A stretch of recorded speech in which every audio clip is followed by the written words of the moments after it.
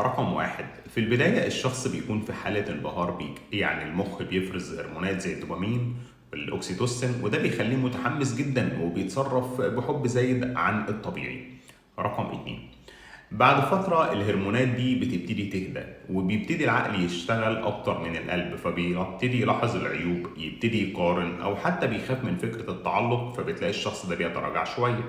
رقم ثلاثة، في ناس بتبعد لما تحس انك خلاص حبيتها واطمنت انك حبيتها، وهنا معناه ان الشخص ما كانش بيدور على الحب لكن بيدور عن احساس بالمطاردة واحساس بالسيطرة.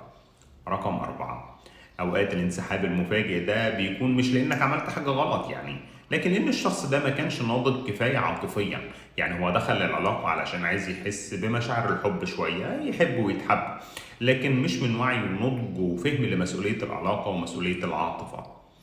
رقم خمسة، علشان كده لما حد يختفي فجأة ما تلومش نفسك، لأن القيمة هنا مش في درجة اهتمامه بيك، لكن القيمة في وعيك وانت بتحب وبتتعامل معاه. رقم ستة، افتكر دايما ان اللي بيحب بوعي ما بيختفيش فجأة.